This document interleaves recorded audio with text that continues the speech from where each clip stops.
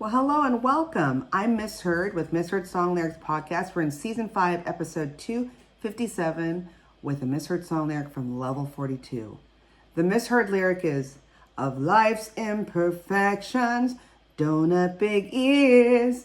And then the correct lyrics is, of life's imperfections, born of the years. So born of the years, not about donut big size ears, although elephant ear sounds good right now, right? Let's talk about it. So Something About You is the song we're talking about, released by English jazz funk band Level 42 back in 1985, so almost 40 years in advance of the inclusion of their album World Machine the same year. The song was written by Mark King, Mike Lindup, Phil Gould, Boone Gould, and Wally Badarou. So let's talk about Level 42. They're an English jazz funk band formed on the Isle of Wight in 1979. They have a number of UK and worldwide hits during the 80s and 90s. Their highest chart single in the UK was Lessons of Love, so check it out on YouTube or anywhere on the interweb, which reached number 3 on the UK singles chart and number 12 on the US Billboard Hot 100 chart upon its release in 1986. An earlier single, the song we're talking about today, Something About You, was their most successful chart-wise in the US, reaching number 7 on the Billboard Hot 100 chart. That's one I remember as a teenager here in the US. So let's talk about late 70s, early 80s, how they formed. Mark King and the Gould brothers, Phil and Roland Gould, were all brought up on the Isle of Wight and played together in various bands during their teenage years. You'll now, when I say about Boone Gould, that's actually Roland. He changed his name. So it's now Phil and Boone. Phil Gould went to study at London's Guildhall School of Music and Drama, where he met keyboard player Mike Lindup in a percussion course. Both musicians found they had the same feelings about their musical heroes. So they loved Miles Davis, John McLaughlin, Keith Jarrett, and a Jan Hammer, which I believe it's the same Jan Hammer of the synthesized theme song to Beverly Hills Cop. So there you go. Dun, dun, dun, dun, dun, dun. I think it is.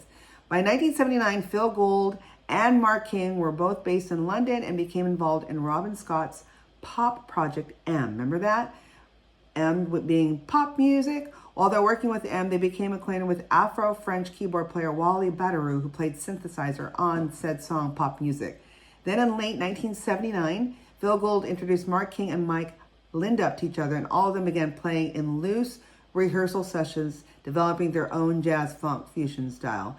The developing band's original guitarist was a Dominic Miller, who later found fame playing with Sting, so he did quite well, but was replaced by the brother Boone Gould on the latter's return from working in the United States. Initially, instrumental roles were flexible, with Boone Gould also playing guitar, bass guitar, and saxophone, and Linda doubling on keyboards and drums. What I didn't know of the lead singer of Level 42 is Mark King was a drummer, although he also can play guitar, but he recently sold his drum kit to pay for transfer back to the UK after an ill-fated European venture. So they're like, well, Phil and Boone are really good with the instruments that they play. And so King opted to learn bass guitar instead and, of course, became the lead singer. At the time, King was working at a London music store, and he's a very flexible musician and a quick learner. So he was observing how the American funk players demonstrated the thumb slap bass guitar technique, and he developed his own take on that style in a matter of weeks. That's amazing. The developing band at this time just was instrumental, took the name Level 42, and settled on the working lineup of King with the bass, guitar, percussion, Lindup, keys, percussion, Boone, guitar, saxophone, and Phil Gould, drums. How did they get Level 42? What is the significance? So the name of the band is reference to the novel The Hitchhiker's Guide to the Galaxy by Douglas Adams, in which the number 42 is the answer to the ultimate question of life, the universe, and everything. So that's why they went with it. So they maintained their links with Wally Badarou, Phil Gould, and Mark King invited him to work with Level 42. So although he never formed this, joined the band, this Wally Badarou, he became a 5th member of the band in all but name, co-writing songs, playing keyboards, and synthesizer in the studio and co-producing the records. So let's go to mid-80s to late 80s. This is where they start hitting their stride and getting worldwide fame.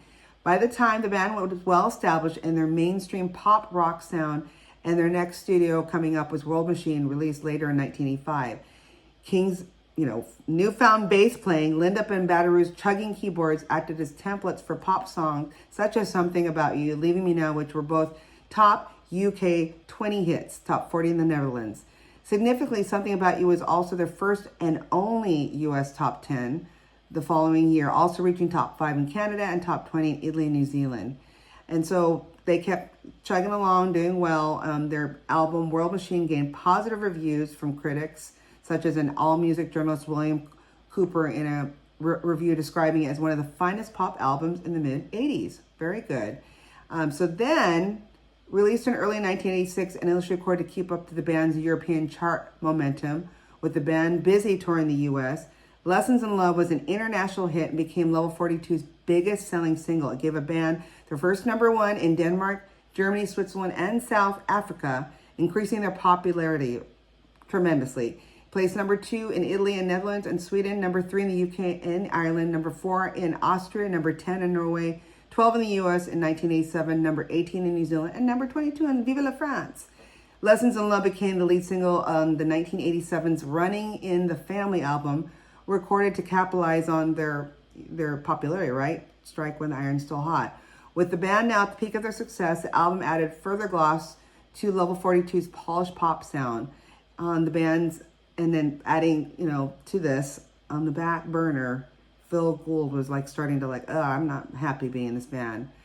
Further again, number 6 in the Netherlands and Ireland, the ballad It's Over, #3 in Ireland, and #7 in the Netherlands. And the Running in the Film's title track, #1 in Denmark, #3 in the Netherlands, #4 in Ireland, #5 in Switzerland, and so on.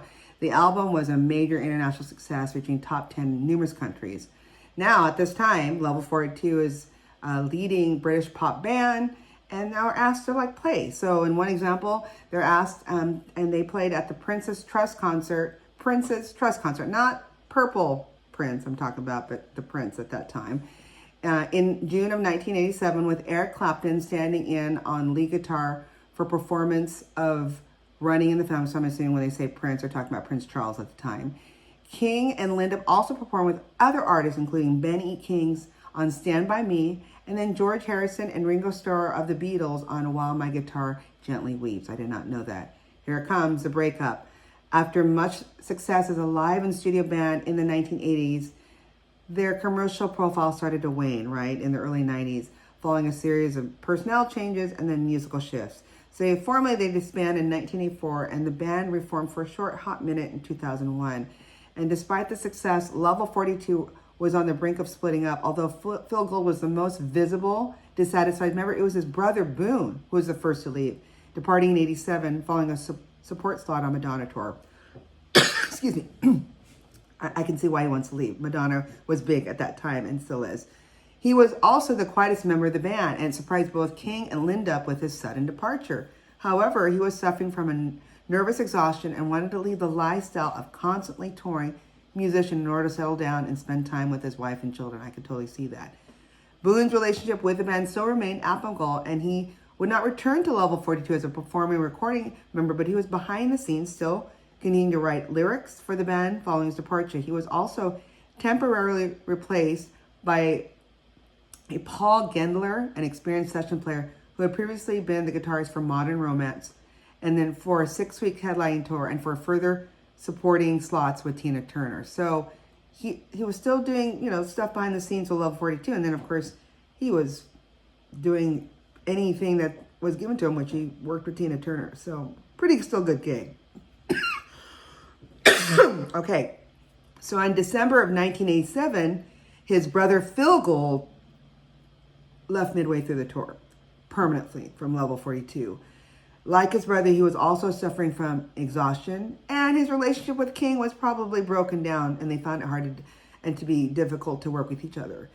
It was reported that Phil was dissatisfied with the band's direction in terms of their newer pop sound, and King and Linda failed to convince him to stay. So he didn't even help complete the tour dates. The band had to hire prefab Sprout drummer Neil Conti to fill in.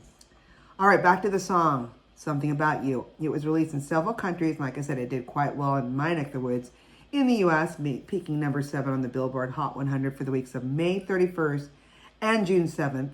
And it was actually doing quite well in other places like Canada. It was actually certified gold in Canada in 86. And then Something About You appeared in many Level 42 collections, including Level Best, The Very Best of Level 42, and the Definitive Collection. But a lot of youngins know it by this. It also appeared on the PC version, so personal computer version, of the video game Grand Theft Auto 4 on the Vice City FM radio station. So that's how the youngins know about it. Okay, music video. How is it doing? Well, it was uploaded June of 2020, so 4 years ago already. It's at 4.2 million views. It has that black and white in some areas and blinding overexposure feel to it. The music video for Something About You uses the shorter single version and is directed by Stuart Orm, who also directed videos for Level 42 songs, Lessons in Love and Running in the Family, as well as Phil Collins and Genesis, which makes sense because I think Phil Collins' studio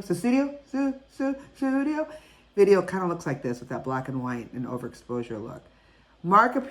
King appears as a dark clown magician throughout this video, representing the negative aspects in the relationships of Mike Lindup, Phil and Boone Gould with their girlfriends, all played by one actress, a Sherry Lungi. Who is she? So I looked her up. She was born April 4th, 1952, so she's still with us, thank good, an Aries. She's an English film, television, theater actress, and voiceover artist. She's known for her many roles in British dramas, but internationally known for her role as Guinevere in the 1981 film Excalibur. She also completed the 2000 series of British TV Strictly Come Dancing, so it's our ballroom dancing competition like we have here in America. And she's also the mother of the actress Natalie Lungi. So lots we unpacked. Still love the song, just heard it recently in karaoke, and it holds well in 2024. If you have great suggestions like this misheard song lyric, just send it to any of our sites like Facebook, Instagram, X, formerly Twitter, or just send a good old-fashioned email to me at misheard, that's MISSHEARD songs @gmail.com. Till then, keep singing the songs wrong. Bye!